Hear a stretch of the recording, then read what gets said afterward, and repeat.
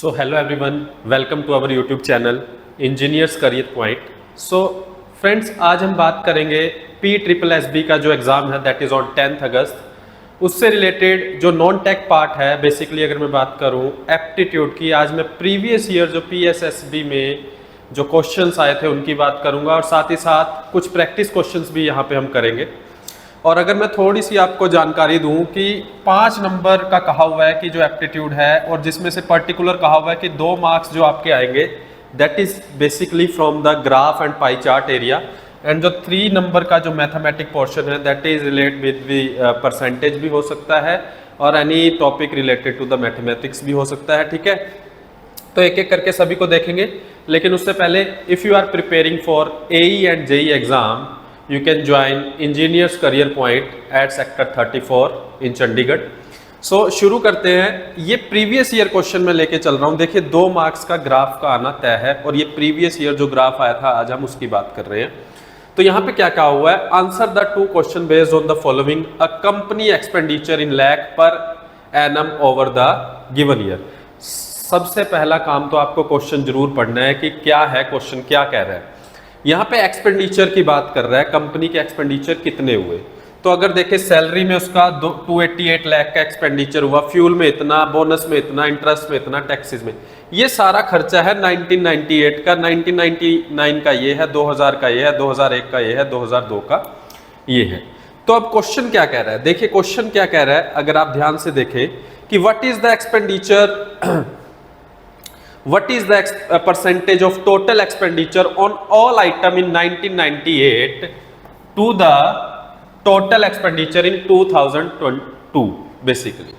तो अब मैं देखता हूं यहाँ पे 1998 के मैं एक्सपेंडिचर अगर देखूं, ये रहा, ये दिस प्लस दिस, इन सभी को अगर मैं प्लस करता हूं तो 288 प्लस 98 3.0 देन 23.4, ठीक है, एंड 83। सो ये टोटल एक्सपेंडिचर रहा। सो अगर मैं बात करूं 8 8 16 16 25 एंड 29, सो 495.4, ठीक है, ये आ गया। देन अगर मैं देखूं तो 2002 का कितना एक्सपेंडिचर हुआ, 420 142, 420 प्लस 142 कितना हो गया, ये 540 प्लस 3.96, ठीक है, और उसी में ही प्लस 49.4। सो ये कितना आ जाएगा 0 6 13 13 9 5 593.36। उसके बाद इसमें और कितना ऐड करना है, 593.36 और 98 और ऐड कर दीजिए तो 36 पॉइंट, ये मेरा आ गया 691। सो बस आपको ये ऐसे मल्टीप्लाई करना था और अगर आप ध्यान से इसको सॉल्व करोगे you will get your answer nearly to the 69%। ठीक है, तो सॉल्व करने की इन क्वेश्चंस में आपको प्रैक्टिस करनी होगी। तो इतना सिंपल क्वेश्चन यहाँ पे पूरा आने के चांसेस है कि परसेंटेज देखो जिसके रिस्पेक्ट में वो पूछ रहा है वही रिस्पेक्ट में हमने ले लिया, किसके रिस्पेक्ट में पूछ रहा है 2002 के। अगले क्वेश्चन के इसी से रिलेटेड एक और क्वेश्चन है, इसी ग्राफ से रिलेटेड कह रहा है, क्वेश्चन देख लीजिए, what is the total expenditure of the company over these item इन 2002। 2002 में कितना एक्सपेंडिचर रहा कंपनी का, देखो कितना सिंपल क्वेश्चन है। सो 2002 को देख लेता हूं मैं, देख लूं अगर मैं 2002 को, तो 2002 में अगर हम देखें total expenditure of the company, 2002 है या 2000 है, 2000 में कितना टोटल एक्सपेंडिचर रहा कंपनी का। सो ये सभी मुझे क्या करना है, ऐड करना है। ऐड कर दीजिए, कितना होगा, दैट इज 324 एंड 101, उसके बाद 3.84 देन 41.6, ठीक है, और कितना है दैट इज 74, ठीक है। सो 4 14 14, सो 544.44। सो देख लेते हैं क्या ये ऑप्शन है, 544.44। सो यस, हमारे पास ये आंसर था। सो देखिए ये वाला तो अगर पहला क्वेश्चन आप नहीं भी कर पाते तो दूसरा तो बहुत ही इजी आपको दिख ही रहा है, ठीक है। सिर्फ प्लस करना था किस ईयर का, 2000 का, सन 2000 का। अगले क्वेश्चन पे चलते हैं जो प्रीवियस ईयर आया है। अगला क्वेश्चन देखिए, that is related to the percentage, topic is percentage, ठीक है। सो क्वेश्चन क्या कह रहा है कि Ram obtained 36 marks out of 120, later his teacher increase 6 marks for him. उसके लिए 6 मार्क्स इंक्रीज करे टीचर ने। His percentage of marks increase by, कितने उसके परसेंटेज ऑफ मार्क्स इंक्रीज हुए। सबसे पहले जब परसेंटेज निकालनी होती है ना, ये दिमाग में रखो कि किस पे इंक्रीज हो रहा है, किस पे इंक्रीज हो रहा है, 120 पे, 120 पे इंक्रीज हो रहा है। कितना इंक्रीज हो रहा है, 6 into 100। तो जस्ट अगर मैं परसेंटेज निकालूंगा तो मेरी आ गई है परसेंटेज 5%। इस क्वेश्चन को मैं एक और तरीके से भी कर सकता था। इसको मैं कैसे कर सकता था, पहले कितने मार्क्स थे, 36, तो पहले की परसेंटेज क्या थी, तो क्या थी 30%। कहीं इस मेथड से भी कर रहे होंगे, सोचा होगा तो सही है, पर थोड़ा टाइम लग जाएगा। फिर 6 मार्क्स और बढ़ गए तो कितने हो गए, 42, और किस पे हुए, 120 पे। सो यहां पे मैं क्या कर सकता हूं, इसको, ये हो गया 21, ये हो गया 6, ये 3 2 जा 6, ये 7 ये 21, और ये 35%। सो कितना डिफरेंस दिख रहा है मुझे, 35 माइनस 30, दैट इज 5%। सो मेरा आंसर क्या है, 5%, डी इज द आंसर। तो दोनों चीजें आप देख सकते हो, दोनों मेथड सही है, बट पहले अगर आप इस मेथड से भी कर रहे हो तो बहुत अच्छी बात है, लेकिन फिर समझिए कि मैं शॉर्ट में कैसे कर सकता हूं। हमेशा परसेंटेज में नीचे कौन सी चीज आएगी, जिसके रिस्पेक्ट में पूछ रहा है। यहाँ पे किसके रिस्पेक्ट में पूछ रहा है कि कितने मार्क्स उसके इंक्रीज हुए, किस पे इंक्रीज हुए होंगे, 120 पे, है ना। तो तय है क्वेश्चन, आगे बढ़ते हैं।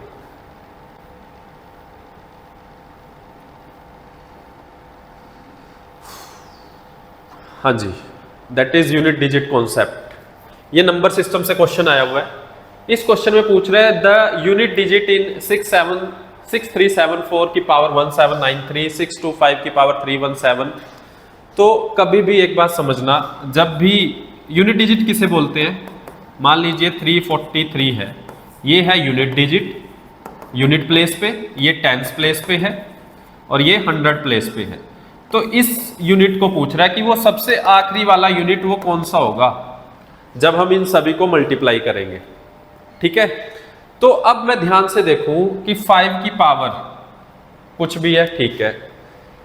5 को आप अगर यूनिट डिजिट 5 है और उसको किसी इवन से मल्टीप्लाई करते हो, अगर उसके साथ कोई भी इवन मल्टीप्लाई हो रहा है तो ऑटोमेटिक सी बात है यूनिट डिजिट हमेशा क्या आएगा, 0। अगर यहां जैसे कि हम देख रहे हैं 674 इंटू 625, पावर चाहे कुछ भी है उससे मैटर नहीं करेगा, 341। यहां पे अगर मैं देखूं तो 5 किससे मल्टीप्लाई हो रहा है, एक बार ओड इवन से और एक बार ओड से। अगर वो कभी भी इवन से मल्टीप्लाई हो रहा है 5, तो दैट मीन्स कि यूनिट डिजिट 0 आएगा। अगर यहां दोनों ही इवन होते, मान लीजिए ये आ गया 6731 इंटू 625 इंटू 341, देन हमारा यूनिट डिजिट हमेशा क्या आएगा, 5 ही आएगा, क्योंकि 5 इंटू 1 5, 5 3 जा 15, यूनिट डिजिट अगेन 5। और अगर इवन से मल्टीप्लाई करते हैं तो मुझे पता है क्या आएगा, 0। ओड से करेंगे तो 5 1 जा 5, ठीक है। सो यहाँ पे मेरा आंसर 0 आ जाएगा। बड़ा सिंपल था ये तो क्वेश्चन, 0 आंसर, ठीक है। आगे बढ़ते हैं। 5 childrens were born at the interval of 3 years each. 5 बच्चों का जन्म होता है हर 3 साल बाद। The sum of their ages is 50 years, the age of youngest child. सबसे जो यंग बच्चा है उसकी उम्र क्या है, यहाँ पे क्वेश्चन ये है। तो लेट जो यंगेस्ट है उसकी एज मैंने मान ली x, और हर 3 साल बाद बच्चे का जन्म हो रहा है तो दूसरे बच्चे का जन्म होगा x+3।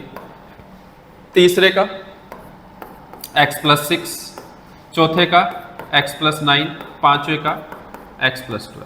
ये हो गए 5 बच्चे। और इन सभी की अगर एज में प्लस कर दूं तो कितनी आ रही है 50। तो यानी इन सभी को मैं क्या करूंगा, प्लस कर सकता हूं, x+3 plus x+6 plus x+9 plus x+12। ये तो बहुत ही ईजी क्वेश्चन था। 50, 1 2 3 4 5, 5x हो गया, प्लस 6 और 3 9, 9 और 9 18, 20 30, 30 is equal to 50x, 50, 5x is equal to कितना 20, x इज इक्वल टू 4। यानी यंगेस्ट की एज क्या हुई 4। अगर वो सबसे ओल्डेस्ट की पूछता कि सबसे जो सीनियर है वो सबसे बड़ा कौन है, तो कितना हो जाता 4 + 12 दैट इज 16। 16 हमारा क्या हो जाता आंसर। चलिए आगे बढ़ते हैं।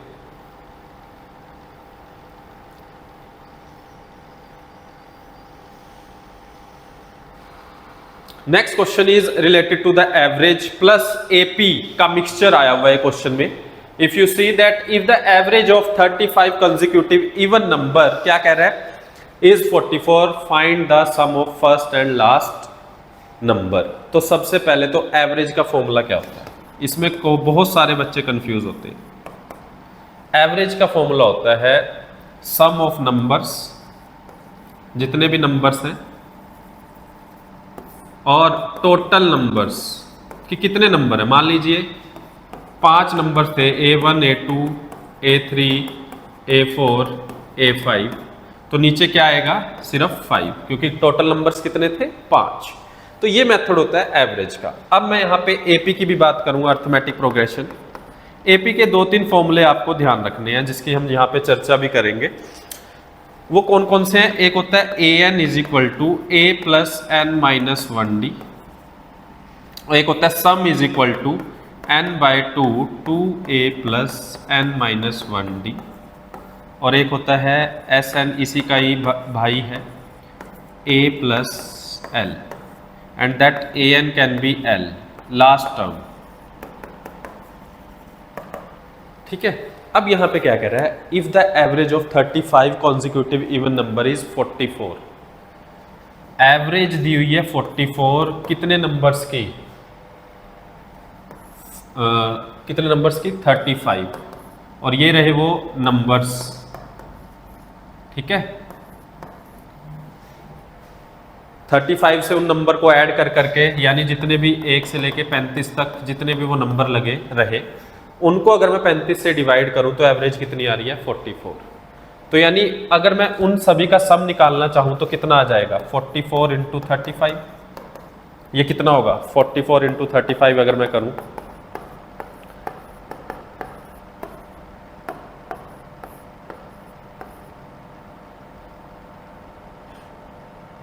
ठीक 1540। तो ये सम ऑफ ऑल कितने नंबर, 35 नंबर आ रहे हैं।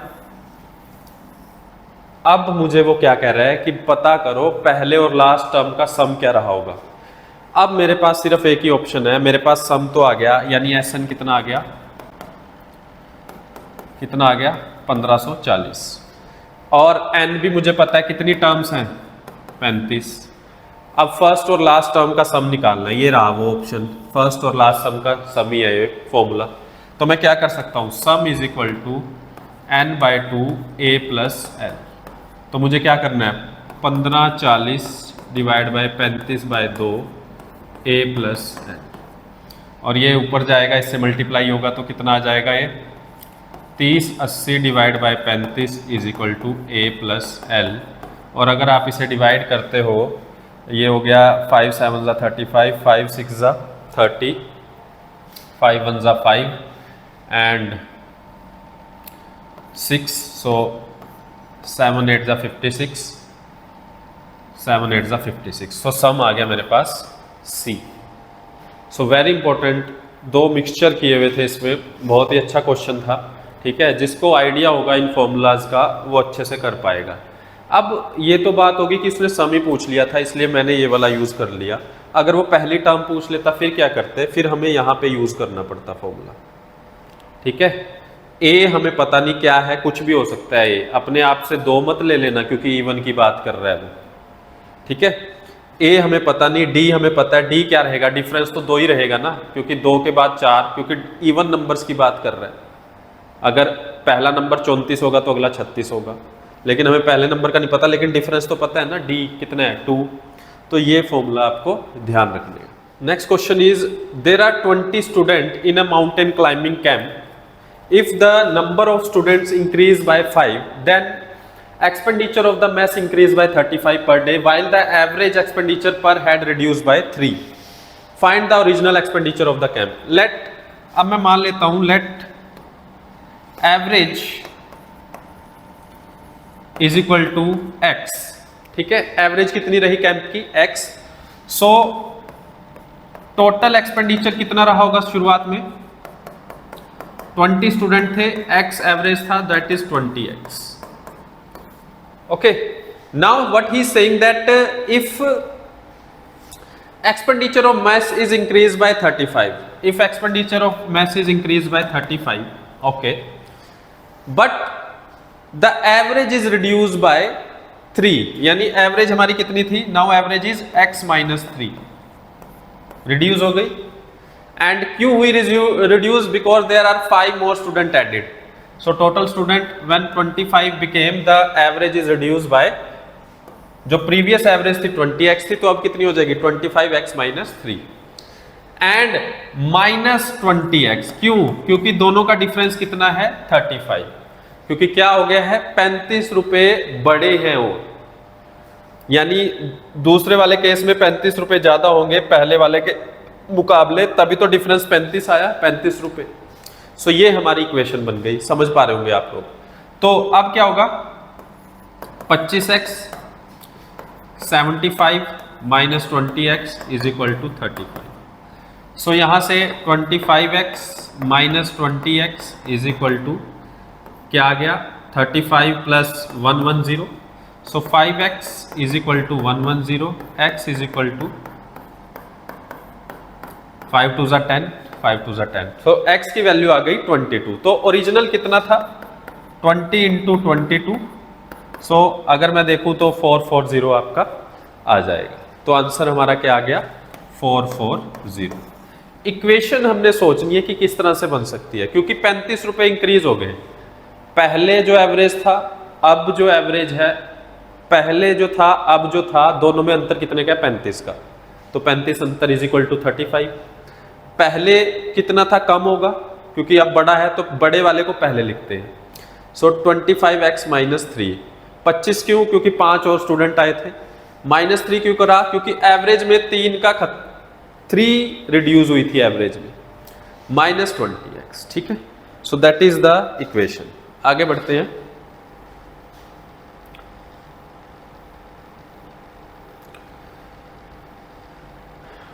नेक्स्ट क्वेश्चन, बस A goes from one city to another city taking 4 hours more than bus B. Two cities are 120 kilometer apart. One day driver of a bus A बस का driver अपनी दुगनी रफ्तार कर देता है और वो देखता है कि वो 1 घंटा अब कम ले रहा है दूसरी बस से. So find the earlier speed of बस A एंड B. दोनों की रफ्तार हमें पता करनी है. तो मैं मान लेता हूं लेट स्पीड ऑफ बस A कितनी थी x. ठीक है, थोड़ा सा मैं इसको जूम इन आउट कर देता हूं. चलो कोई बात नहीं अगर नहीं होगा तो. ओके, एंड डिस्टेंस कितना है, डिस्टेंस इज 120 दिया हुआ है. एंड ये टाइम कितना ले रही है, टाइम मुझे नहीं पता कितना ले रही है, पर दूसरी बस से 4 घंटे ज्यादा ले रही है. तो टाइम ये बेसिकली कितना ले रही है, t+4. मैं कह सकता हूं ना, अगर B बस T ले रही होगी टाइम, तो इससे 4 घंटे ज्यादा ले रही है. तो लेट स्पीड ऑफ बस B की स्पीड कितनी मान लूं मैं,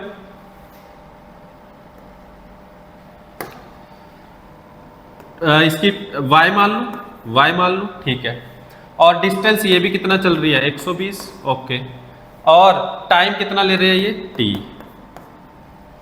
ठीक है, ये मैं कह सकता हूं, है ना। अब मुझे क्या बनानी है इक्वेशन। अगर मैं देखूं, अब मैं इसको, मुझे शायद जरूरत भी ना पड़े टाइम की, ये मैंने जनरली आपको समझाने के लिए बताया कि ऐसा हम देख रहे हैं कि इक्वेशन कुछ इस तरह की दी हुई है। अब अगर मैं देखूं, पहली बस ने जो टाइम लिया होगा और उसमें से दूसरी बस का अगर मैं टाइम माइनस कर दूं तो 4 घंटे का फर्क आ रहा है, क्योंकि पहली बस ने 4 घंटे ज्यादा लिए। यस और नो, बात समझ पा रहे हो। तो पहली बस का टाइम क्या रहा होगा, time speed is equal to distance upon time, और time is equal to distance upon speed. तो डिस्टेंस कितना है 120 और स्पीड कितनी है x, माइनस दूसरी बस का 120 y इज इक्वल टू 4। ये हमारी इक्वेशन बन गई पहली। अब दूसरा केस क्या कह रहा है, ये फर्स्ट इक्वेशन आ गई। ठीक है, इसको चाहे थोड़ा सा और सॉल्व कर लूं मैं। 120y minus 120x is equal to 4xy, LCM ले लिया मैंने। ठीक है, अब दूसरा केस क्या कह रहा है कि स्पीड इंक्रीज कर दी, 2x कर दी इसकी स्पीड, और 2x स्पीड करने पे क्या हुआ, जो डिफरेंस था, अब 1 घंटा ये कम ले रही है दूसरी बस से, यानी अब इसको पहले लिखूंगा मैं, ये ज्यादा टाइम ले रही है तो y 120 by y minus 120 by 2x, क्योंकि स्पीड इसकी क्या हो गई ज्यादा, और कितना डिफरेंस आ रहा है दोनों में, 1 घंटे का। ये इक्वेशन बन जाएगी। ठीक है, सो यहां से मैं देखूं अगर, तो ये क्या हो गया, इसको थोड़ा सा यहां पे मैं देखूं, 120 by y minus 60 by x is equal to 1, और इसको हम देखें 120x minus 60y is equal to xy। ये थर्ड इक्वेशन होगी, ये सेकंड। अब मैं दोनों को अगर देखूं तो कैसे मैं दोनों को सॉल्व कर सकता हूं, दोनों को ऐड कर दूं, अगर adding third and fourth, add अगर मैं करता हूं तो मैं देखूं 120y माइनस 120x, ये वाला भी ऐड होगा, plus 120x minus 60y is equal to 4xy plus xy।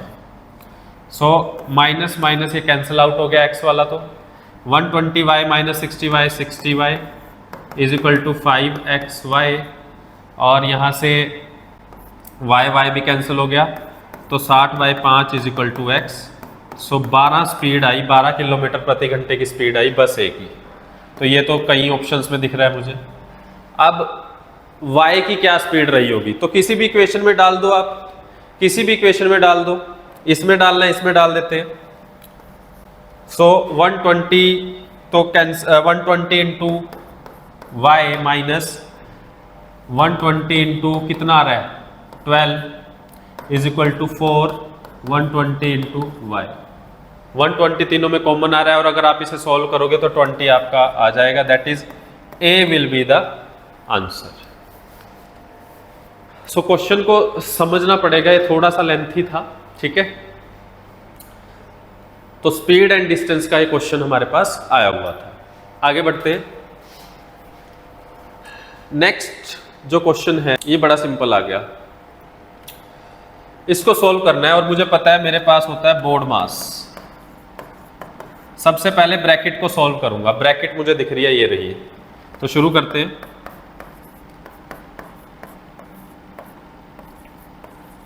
Divide by 21 plus, तो ब्रैकेट को सबसे पहले अगर मैं सॉल्व करूं, सो ये आ गया 2, ये आ गया 6, है ना 8।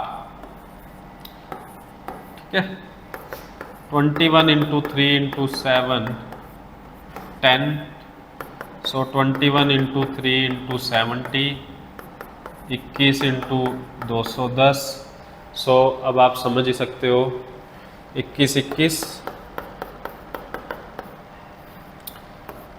सो हमारा आंसर आ जाएगा 4410।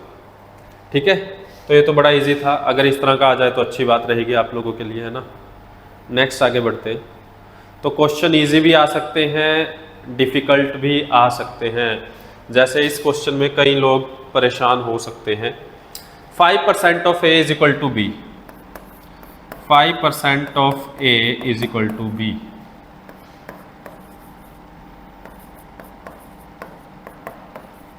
सो वो कह रहा है अब then B percentage of 20, B percentage of 20, यानी कि ये बी परसेंटेज ऑफ 20, यानी कि इसकी बात कर रहा है वो। यस और नो?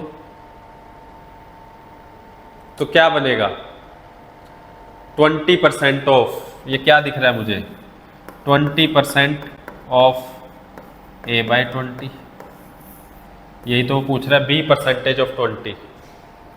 दोनों को इक्वल किया तो मेरे पास सिंपल सा आंसर आ रहा है 20% ऑफ ए बाय 20। आगे बढ़ते हैं। So next question, again graph वाला जो आपके पास टेबल वाला क्वेश्चन आया हुआ है, अगर मैं इसको देखूं तो इसको यहाँ से हटा के ये है एक्सपेंडिचर सारे, ठीक है। एक्सपेंडिचर किस किस में, फ्यूल, ग्रोसरी, ये फ्यूल का, ये ग्रोसरी, ये फ्रूट्स, ये टैक्सेस, ठीक है, और ये सैलरी रही, इनकम कितनी है, ठीक है, और ये ईयर रहे, ठीक है। सो ये दीज आर द सैलरीज। सो पूछ रहा है find the year in which John saving is maximum, John की सेविंग सबसे ज़्यादा किस साल में रही। अब सेविंग पता करने के लिए पहले मुझे सैलरी तो दी हुई है, पर मुझे क्या भी देखना पड़ेगा, एक्सपेंडिचर कितने हैं। तो यहाँ पे मैं टोटल करूँ, इन सब का सम करिए, प्लस प्लस 5 और 3 8, 8 और 1 9, 9 और 4 13, 13 और 14, 14,000 एक्सपेंडिचर तो इस साल हुए।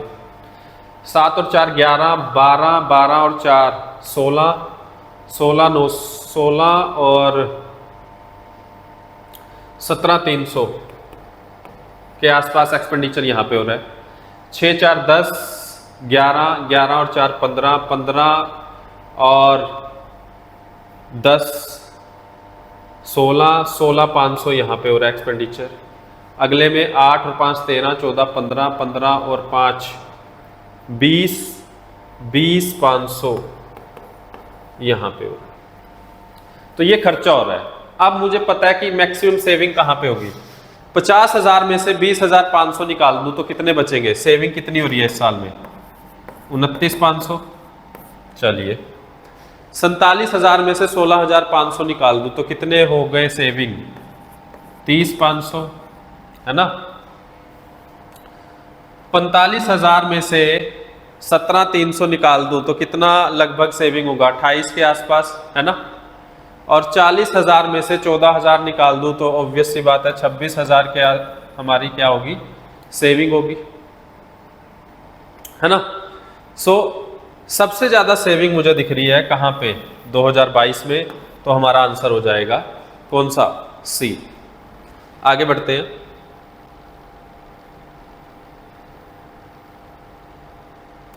सबसे ज़्यादा जॉन के एक्सपेंसिव सबसे कम कब रहे फूड आइटम्स पे, कौन से साल में। फूड आइटम देखो भाई, फूड आइटम कौन सी दिख रही है, फ्रूट्स। सबसे कम 1200 यहाँ पे खर्चा होगा उसका, तो 2020 हो जाएगा इसका आंसर। सो इसका आंसर हो जाएगा 2020, ठीक है।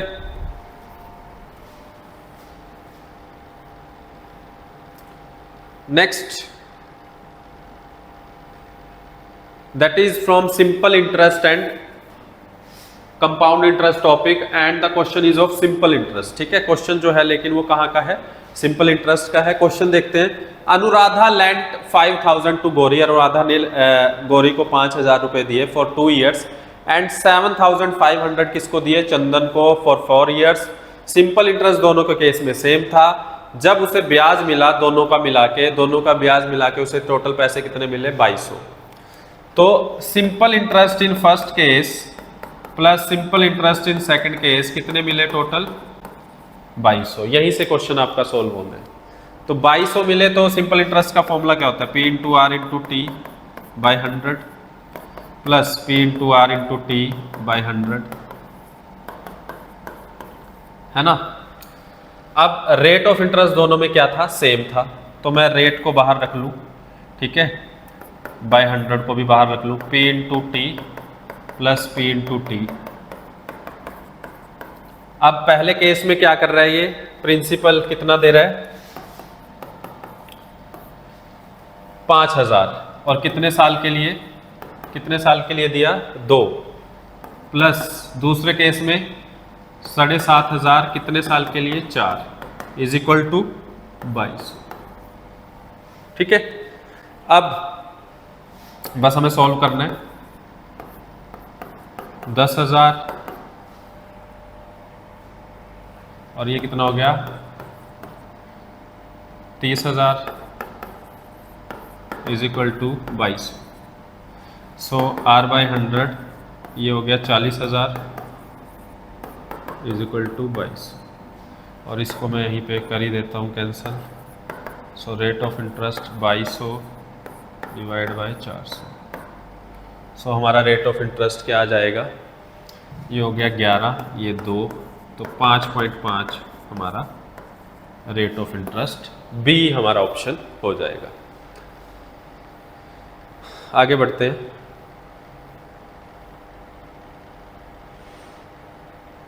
ये आजकल के ट्रेंडिंग क्वेश्चन है, reducing, increasing. A number is increased by 15% then reduced by 15%. What is the effective increase or decrease in the original number? इन तरह के क्वेश्चन में आपको क्या करना है, देखिए नंबर ना x मानो ना कुछ मानो, एक फॉर्मूला ध्यान रखना, plus minus x plus minus y plus minus x into y by 100। अब ये याद रखना है। अब क्वेश्चन के हिसाब से देखते हैं कैसे पुटअप करना है। इंक्रीज हो रहा है तो प्लस एक्स, अगला रिड्यूस हो रहा है तो माइनस वाई। अब प्लस माइनस इन दोनों को देखो, प्लस माइनस क्या होता है, अगर प्लस माइनस करें तो माइनस आएगा, एक्स इंटू वाई बाई 100। सो कितना इंक्रीज हो रहा था, 15, डिक्रीज कितना हो रहा है, 15, माइनस 15 इंटू 15 बाय 100।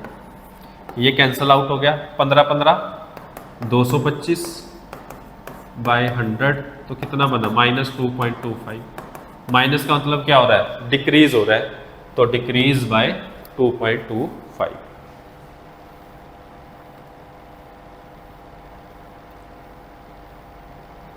लो जी, ये पाई चार्ट आया हुआ था। पाई चार्ट को एक बार देख लीजिए क्योंकि क्वेश्चन इसके नीचे है, ठीक है। परसेंटेज दी हुई है पर्टिकुलर एरिया की, ठीक है, कर्नाटका की इतनी, तो पूछ रहा है, क्या क्वेश्चन पूछ रहा है, मैं यहाँ पे लिख भी देता हूँ साइड में ताकि आपको डाउट ना हो।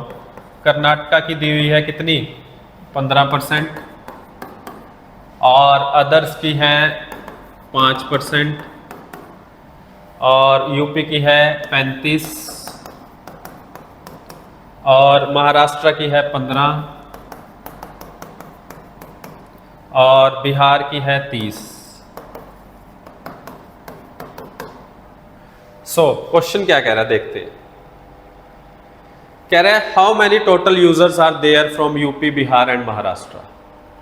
UP Bihar Maharashtra, UP Bihar Maharashtra total कर, अगर इसका मैं टोटल करूं कितना आ रहा है, 30 30 60 70 80, 80% किसका निकालना है, 25 लाख का। सो तो 20 आ रहा है मेरा आंसर, दैट इज 20 लाख। बड़ा सिंपल था ये, तो 20 लाख मेरा आंसर हो गया।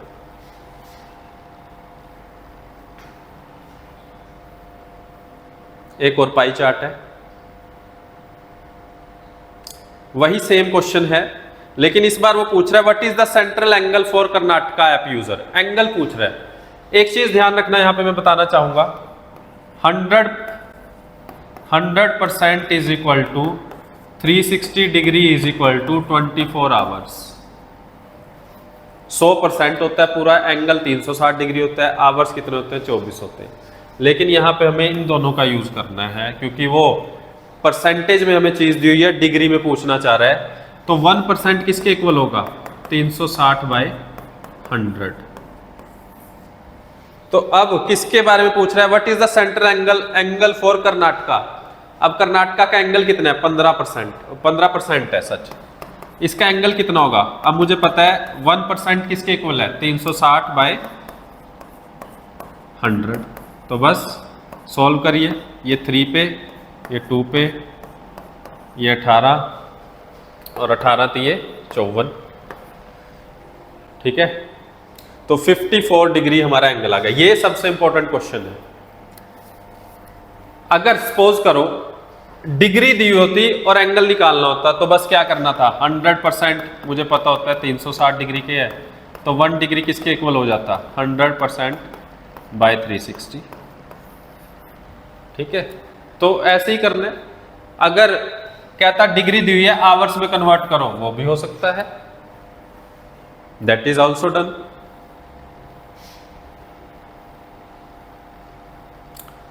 ये कुछ प्रैक्टिस क्वेश्चन है।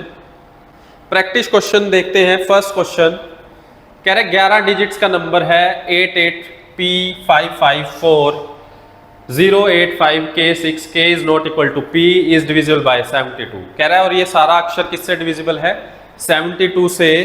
Then what is the value of 3K + 2P। सबसे पहले तो इस केस में हमें पता होना चाहिए कि डिविजिबल रूल क्या है। अगर मैं 8 की, क्योंकि 72 से डिविजिबल कब होगा, जब ये 8 से भी डिविजिबल हो, 9 से भी। 8 9 जा 72। 8 से कोई चीज हम कब डिविजिबल मानते हैं, जब लास्ट 3 डिजिट अगर उससे डिविजिबल हो रहे हो। अब देखते हैं इस अक्षर में लास्ट के 3 डिजिट जो कि क्या है, 5K6। चलो एक एक करके पुट करते हैं। 0 पुट, पहले मैं 1 से करूंगा, 1 पुट कर लेते हैं। 516 क्या है, डिविजिबल है 8 से, देखते हैं। 8 6 जा 48, नहीं। फिर 2 पुट करूं, 2 भी नहीं हो पाएगा। 3 करते हैं, 3 पुट करते हैं, 48, 5 आ गया। हाँ, तो यानी कि मुझे K की जगह तो क्या पुट करना है, 3। अब ये तो हो गया आसान काम। लेकिन 9 से डिविजिबल का रूल क्या कहता है, 9 से डिविजिबल का रूल कहता है जितने भी नंबर्स हैं ना, इन सबको अगर हम ऐड करें, ये किससे, इनका सम क्या आना चाहिए कि जो किससे डिविजिबल हो, 9 से। 4 0 + 8 + 5 + 3 + 6। अब इसे मैं ऐड करता हूं, 16 और 5 21, 21 और 5 26 और 4 30, 38, 38 और 5 42, 42 और 3 45 और 6 51, 51 + P, ठीक है।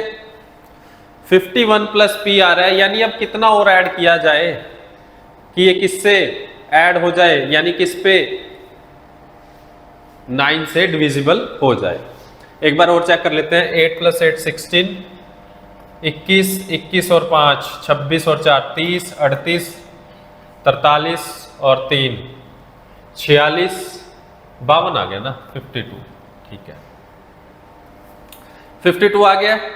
नेक्स्ट, अब कितना और ऐड करें कि 9 से डिविजिबल हो।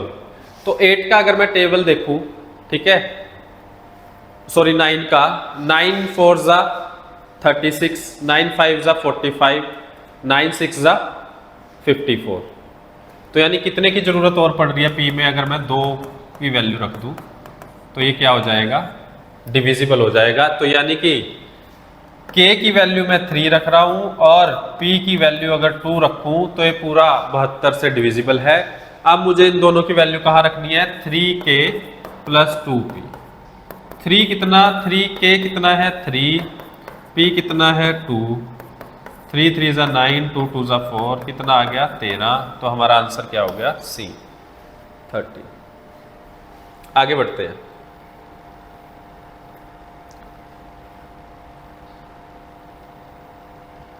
How many numbers between 1 and 700 are completely divisible by 17।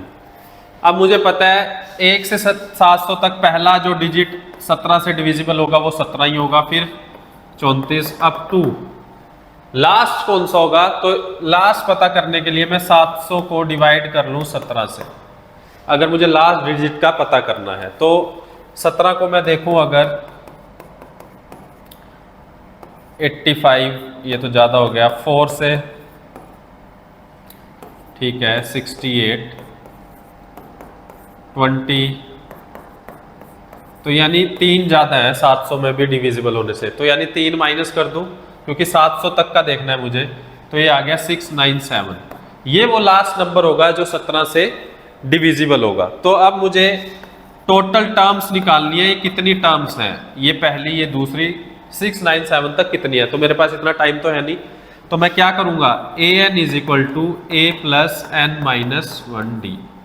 A N is equal to last term होती है ये, है ना, कौन सी है लास्ट टर्म 697, ए कितना है 17, एन निकालना है, डिफरेंस भी कितना है 17, डिफरेंस का क्या होता है a2 माइनस a1, a2 कितना है 34 माइनस 17, तो डेट इज 17। तो कितना आ गया 17 प्लस 17 एन माइनस 17 697। अब यहाँ पे इसको यहाँ पे मत सोल्व करना, चलो पर हाँ चलो कर लो, कोई दिक्कत नहीं है, जनरली इसको सोल्व मत किया करो। सो 697 को अगर मैं 17 से करूँगा तो मुझे पता है कितना आ रहा है, 41 आ रहा था, हमें पता ही है, तो 41 हमारा आंसर आ जाए।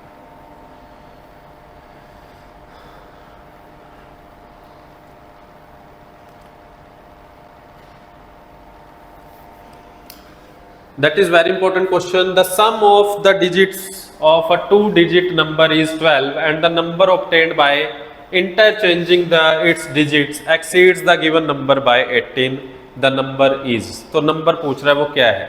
यहाँ पे 2 डिजिट नंबर की बात हुई है। सबसे पहले जब भी 2 डिजिट नंबर की बात हो तो हमें डिजिट किस फॉर्म में लेना है, 10x plus Y. 2 digit number मेरा तभी बन सकता है, लेकिन वो क्या कह रहा है, sum of its digits, sum of digit of 2 digit number, digit कौन से इसमें x और y, तो sum of its digits of 2 digit number is कितना दिया हुआ है 12। लेकिन फिर वो क्या कह रहा है, the number obtained by interchanging it's digits. अब यही वाले डिजिट्स भी की वो बात कर रहा है, इसकी बात कर रहा है। अगर उसके इंटरचेंज कर दे हम तो क्या होगा, जो नंबर आएगा वो 18 ज्यादा होगा पहले वाले से। तो अगर मैं इसको इंटरचेंज कर दूं तो 10y प्लस एक्स की फॉर्म में आ जाएगा ये, और इन दोनों का डिफरेंस कितना आएगा, कितना आएगा 18।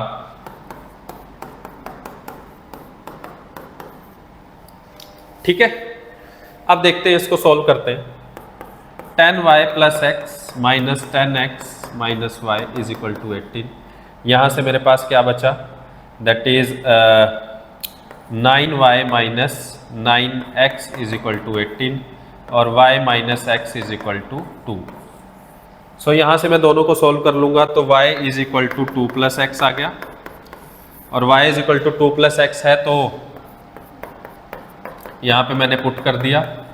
सो 2 plus 2x is equal to 12, और मेरे पास जो 2x आया वो किसके इक्वल आया, 10x is equal to 5। So x की वैल्यू क्या आ रही है 5, ठीक है, तो यानी कि 5 हो गया, और y की वैल्यू क्या आएगी 7।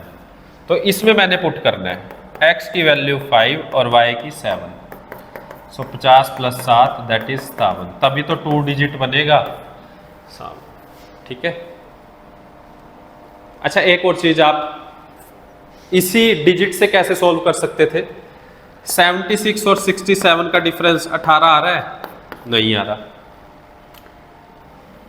67 और 76 इंटरचेंज करने हैं ना हमें, 18 आ रहा है, देखना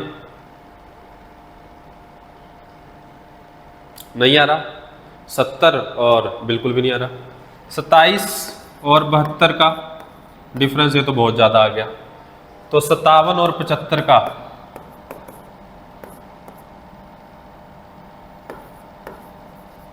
18 डिफरेंस आ रहा है। तो यहां से इस तरह से भी इसे सॉल्व कर सकते थे आप डायरेक्ट, बट कई बार क्या होगा, 2 ऑप्शन ऐसे होंगे जहां पे डिफरेंस 18 आएगा। ठीक है, चलिए आगे बढ़ते हैं। लेकिन एक और चीज हो सकती थी इसमें, सम ऑफ डिजिट भी क्या आ रहा था, 12। देखो 7 और 5 12, सम ऑफ डिजिट 12, लेकिन ये 13 आ रहा है, ये भी रिजेक्ट हो गया। ये भी 13 आ रहा है, ये भी रिजेक्ट। 9 आ रहा है, ये भी रिजेक्ट। तो हम इस तरह से भी कर सकते थे, बट हमें ऐसे भी सॉल्व करना आना चाहिए, क्योंकि अगर ऑप्शन लगभग सेम हुए तो।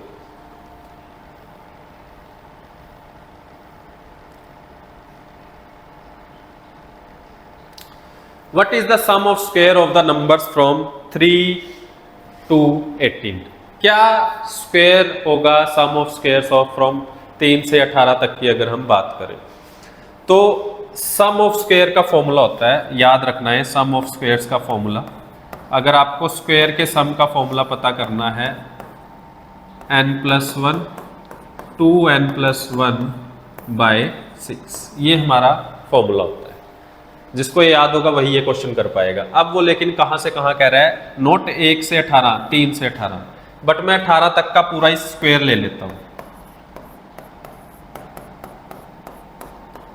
18 दूनी 36 प्लस 1/6, ये आ गया 18 इंटू 19 इंटू 37/6,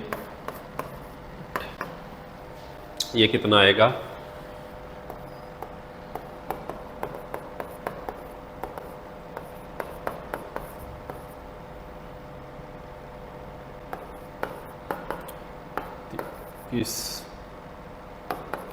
ये मेरे पास आ गया 2109।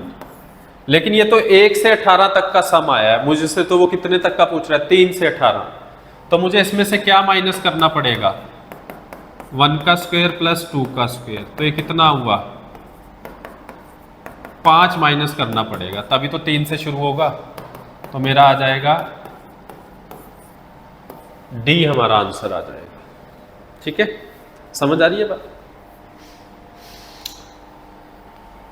अगले क्वेश्चन पे देखते हैं। So next question,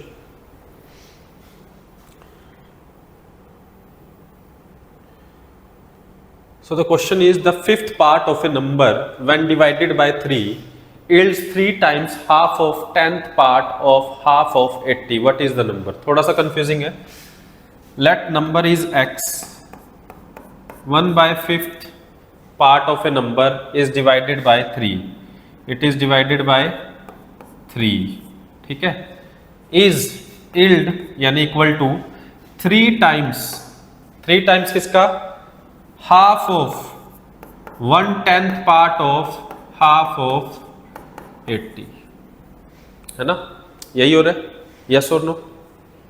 so now अब इसमें हमें क्या करना है, जस्ट सॉल्व कर लेते हैं इसको। 3 2 6 and here 15 and x is equal to, सो कितना आ गया 90। ठीक है, सो 90 इज अवर आंसर। तो हमारा आंसर क्या हो गया, बी। नेक्स्ट क्वेश्चन जो है,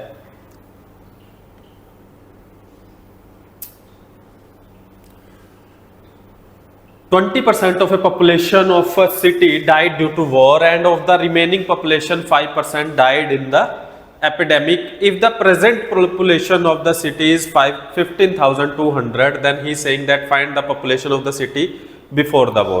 कि war से पहले how many population are there? So what we have to do, see 20% of population of city died due to war. So let, जब 20% मरी उससे पहले let population is equal to, जो पॉपुलेशन थी लेट पॉपुलेशन इज एक्स थी। ठीक है, लेकिन 20% डाइड ड्यू टू वॉर हो गई, तो यानी कि 80% ही बची इसका, इस पॉपुलेशन का 80% ही बचे होंगे, क्योंकि 20% मर चुके हैं। और फिर जो भी हमारा आया होगा उसका 5% किस में मर गए, ड्यू टू एपिडेमिक, यानी कि कितने बचे होंगे 5 मरने पर, 95%, सो 95%। और ये किसके इक्वल आया, टोटल ये फिर एंड में कितना आ रहा है, 15,200, यही आ रहा है। नाउ जस्ट सॉल्व करिए इसको। 15,200 into 100 into 100 divide by 80 into 95। अब इस सभी को आप डिवाइड कर लेते हैं, डिवाइड कर ही लेते हैं इसको। ये हो गया 8 1 ज़ा 8 और 9 ज़ा 72, ये हो गया। And this one is for the 5 1 ज़ा 5 एंड ये 2 पे ही चला गया, 95 2 ज़ा, ठीक है 190, तो ये 20 आ गया। तो पॉपुलेशन कितनी आ गई 20,000। सो एक्स की वैल्यू आ गई मेरे पास 20,000। So this is the answer. Next बढ़ते हैं।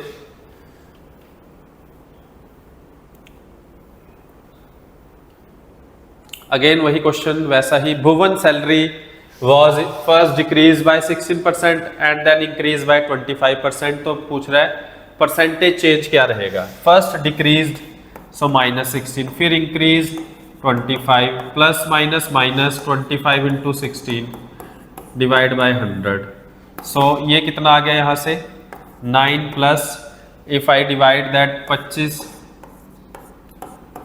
ठीक है, तो ये माइनस आ गया।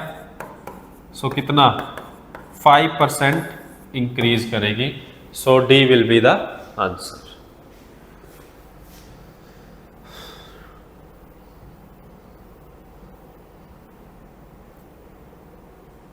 नेक्स्ट है 8th question. On selling a jute bag for ₹48, Ashmit incurs a loss of 20%. In order to make a profit of 20%, what should be the selling price of the jute? कह रहा है कि 48 rupees का उसने bag बेचा और जिसमें उसे क्या हुआ 20% का लॉस हुआ। तो वो कह रहा है इस 48 रुपए की जगह वो कितने का बैग वो बेचे कि उसे क्या हो 20% का प्रॉफिट हो। तो जब भी ऐसा क्वेश्चन आए तो नीचे वो चीज लिखनी है जो हुआ है, जो हो चुका है, और इनटू में वो लिखना है जो चाहिए। ये कॉन्सेप्ट ध्यान रखना है इस तरह के क्वेश्चन के लिए।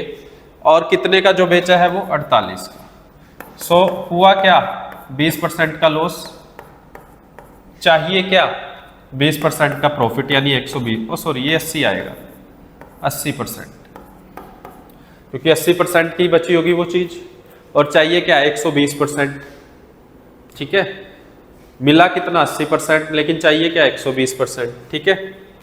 सो बस यहां से आप अगर इसको सॉल्व करोगे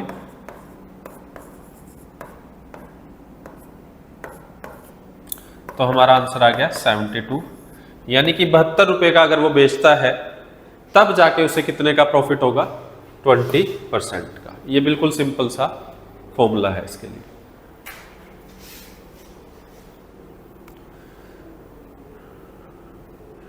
next 9th question. A man buys 5 pen for ₹1। 5 pen कितने के हैं ₹1 के। सो 1 पेन कॉस्ट प्राइस कितने का हो गया 1/5 रुपीज। सो एक पेन का कॉस्ट प्राइस क्या आ गया 1/5 rupees. And selling price of 4 pen कितना है 1 rupees. So selling price of 1 pen कितना हो जाएगा that is 1/4 rupees.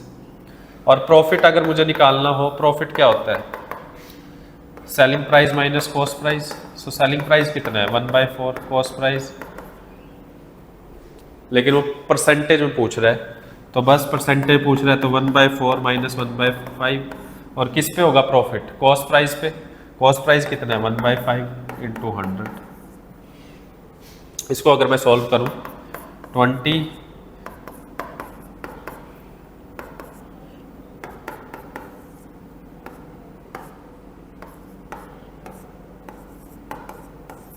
25% is the profit. सो ये भी बड़ा सिंपल क्वेश्चन था। आगे बढ़ते हैं।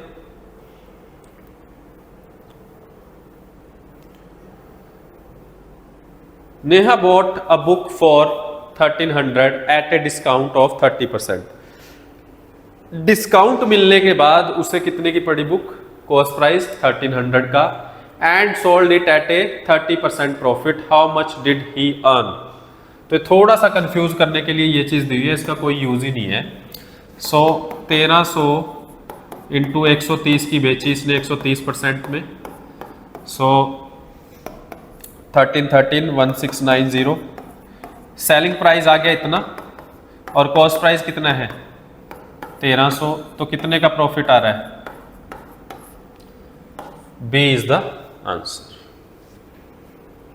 ठीक है,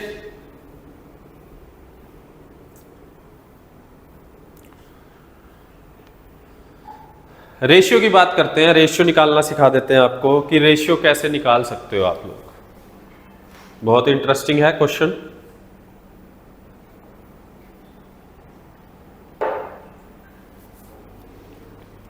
the ratio of number of marbles that Joy and मिनित had was. अब इसको ध्यान से समझना क्वेश्चन को। जॉय रेशियो किसका? मिनित। कितना रेशियो है? 5:8। सिमिलरली जैकोब एंड मिनित का, जैकोब रेशियो मिनित का क्या रेशियो है? 7:12। और मैं इसको मिनित रेशियो जैकोब भी लिख सकता हूं 12:7। सो मिनित का क्या आएगा? अब मिनिट दोनों में कॉमन है तो 12 रेशियो, यहां पे किसका लिखूं? जैकोब का कितना है? 7। बस अब मुझे यहां पे इसको सोल्व करना है। देखो सोल्व करने का तरीका क्या होता है, दोनों में कॉमन क्या था? मिनिट। इसको इसके साथ मल्टीप्लाई कर दीजिए, 60 आ जाएगा रेशियो। इसको इसके साथ कर दीजिए मल्टीप्लाई, 96 आ गया। और इसको इसके साथ, ये प्रोसेस ध्यान रखना है, 56 आ गया। ठीक है, तो अब किस किस की रेशियो पूछ रहा है वो? Joy and Jacob. जॉय की ये रही एंड जैकोब की ये रही, तो 60:56। 30, 28, 15, 14। सो 15:14 इज द आंसर। आगे बढ़ते हैं।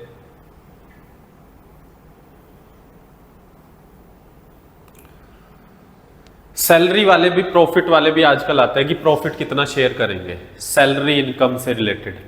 PQR ने एक शुरुआत करते हैं बिजनेस की, 1 साल का। यहां पे ध्यान रखना है, एनुअल की बात होती है। कई बार क्या होगा कि कोई व्यक्ति 6 महीने बाद आएगा, तो उसमें भी देख लेंगे थोड़ा सा। तो तीनों किस रेशियो में अपना शेयर देते हैं? 35,000 रेशियो, 45,000 रेशियो, 55,000। तो बस इसको कैंसिल आउट कर दीजिए, जो जो कैंसिल आउट हो रहा है, ये 7 पे, ये 9 पे, ये 11 पे। सो 7:9:11 के रूप में इनकी इन्वेस्टमेंट रही। अब वो पूछ रहा है कि प्रॉफिट क्या रहा PQR का। फटाफट से जैसे ही मैं क्वेश्चन देख रहा हूं ना, इसका तो प्रॉफिट सेम है, ये भी सेम है। अगर लास्ट वाले का प्रॉफिट पता चल जाए, मेरा आंसर निकल जाएगा, क्योंकि बाकी में तो सभी सेम है। तो लास्ट वाला कौन है? दैट इज ये P था, ये Q था, ये R था, यही है। R कितना है? 11 हिस्से हैं। कितने में से? टोटल हिस्से कितने बन रहे हैं? 11 + 9 + 7 कितने? 27। सो 11 हिस्से 27 में से किसका प्रॉफिट रहेगा? R का। लेकिन कितने में से? ये 40,500 में से। और अगर आप इसे सॉल्व करते हो तो देख लीजिए क्या आ रहा है यहां से आपका। ठीक है, इसको मैं अगर सॉल्व करूं, 3 9 27 और ये हो गया ये चला जाएगा बेसिकली किस पे? 3 1 3 एंड 3 3 9। ठीक है, और ये 9 1 9 एंड 5 1500। सो 1500 ये बेसिकली डी इसका आंसर आ जाएगा। ठीक है, सो 1650, तो डी हमारा क्या आ जाएगा? आंसर।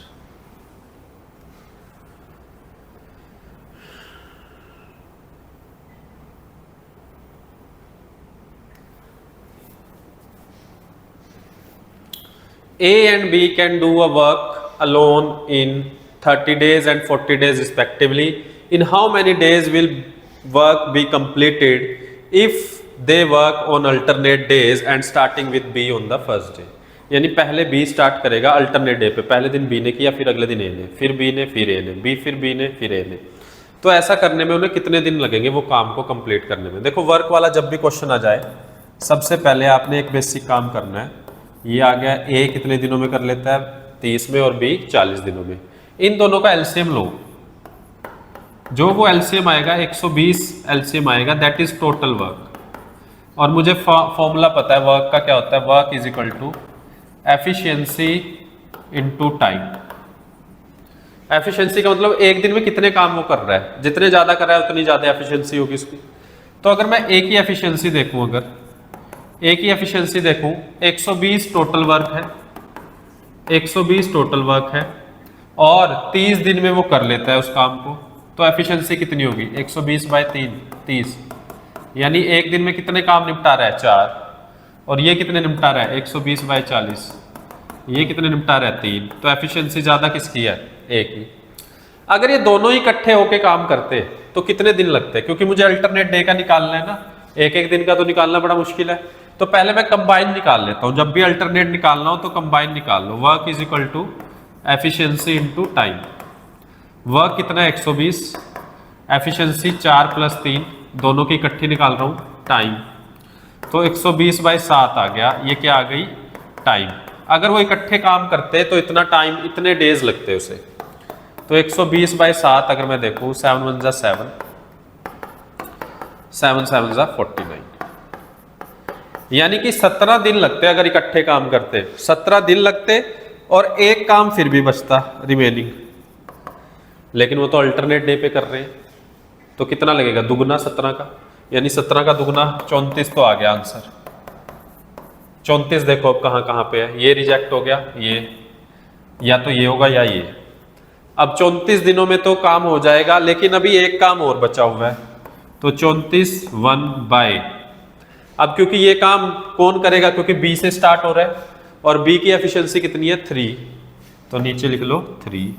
तो 34 1 बाय 3 इज द आंसर। ठीक है। अल्टरनेट वाले डे में क्या करना है? पहले कंबाइन निकाल दो, फिर उसको 2 से मल्टीप्लाई कर दो, और जितना बचा हुआ है जिससे स्टार्ट हो रहा है उसकी एफिशिएंसी नीचे रख दो। सिंपल।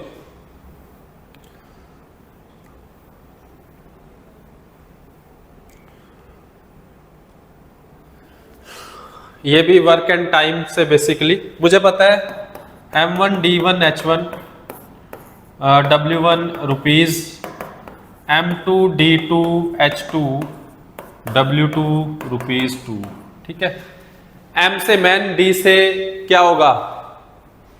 डेज, H से आवर, W से वर्क, R से रुपीज। ठीक है। लेकिन यहाँ पे किस किस की बात हो रही है? मैन की हो रही है बात, और वॉल की यानी वर्क की बात हो रही है, और डेज की बात हो रही है। तो ये इतना हम फॉर्मूला इसमें यूज करेंगे। क्या कह रहा है कि 12 मैन जो हैं 24.5 दिन में कितने वॉल बना लेते हैं? एक वॉल। सिमिलरली पूछ रहा है कितने मैन चाहिए जो वॉल को 49 दिन में बना दे, और कितनी वॉल्स बनानी है? 5। तो बस सॉल्व कर दीजिए अब इसको। यहां पे आएगा x is equal to 12 into 24.5 into 5 by 49।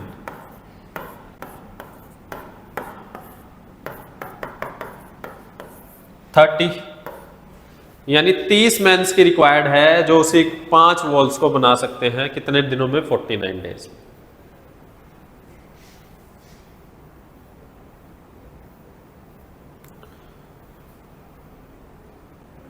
Mixture से एक क्वेश्चन ले लिया है। Mixture of 80 litre, the ratio of milk to water is 3:1। If the ratio is to be 2:3, then the quantity of water to be further added। कि water कितना add किया जाएगा? तो 80 लीटर टोटल मिक्सचर है, और मुझे पता है मिल्क टू वाटर जो है कितना है? 3:1। यानी कि मैं कह सकता हूं 4 में से 3 रेशियो किसकी है? मिल्क की, और 4 में से वाटर की रेशियो कितनी है 1/4 और टोटल मिक्सचर कितना है 80। तो मिल्क कितना हुआ 60 लीटर तो मिल्क हुआ और बचा हुआ कितना हुआ पानी। अब वो कह रहा है कि कितना और पानी डाला जाए कि रेशियो जो है मिल्क इज टू वाटर 2:3 हो जाए। तो रेशियो चाहिए 2:3, ठीक है। और 60 लीटर तो क्या ही रहेगा मिल्क, लेकिन अब और कितना पानी ऐड किया जाए इसमें, 20 तो है ही है पानी, और कितना ऐड किया जाए कि रेशियो क्या बन जाए 2:3। सो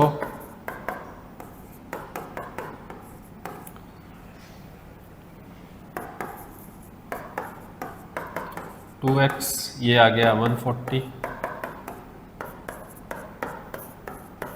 यानी कि 70 लीटर और पानी ऐड किया जाए कि हमारे पास किस रेशियो में आ जाए 2:3 में। क्लियर हो रही है बात? चलिए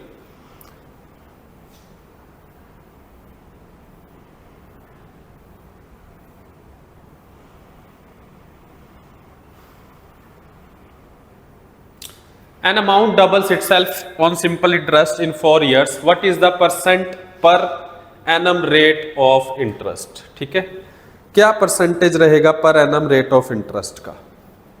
सो सिंपल इंटरेस्ट क्या होता है is equal to P into R into T by 100। और वो क्या कह रहा है अमाउंट डबल हो गया, यानी प्रिंसिपल जो था अमाउंट क्या मिला 2p। प्रिंसिपल तो p आप 10 रुपए लेके गए, लेकिन अमाउंट कितना बन गया वो 2p कुछ साल बाद। तो यानी कि सिंपल इंटरेस्ट क्या होता है अमाउंट माइनस प्रिंसिपल। अमाउंट कितना है 2p, प्रिंसिपल कितना है p, तो सिंपल इंटरेस्ट भी कितना रह गया p। तो यहाँ पे p आ जाएगा, ये भी p है। हमें क्या फाइंड करना है simple interest for 4 years. Rate of interest पता करना है कितने सालों का 4 साल का। तो p से p cancel 100 into R into 4 and r is equal to 100/4। So 25 is the answer, that is 25% is the answer. So these are the very important question. So ये बहुत इंपॉर्टेंट हमने कुछ प्रैक्टिस क्वेश्चन करे हैं for the PSSB के लिए, जो कि आपका 10th अगस्त को है। Thank you.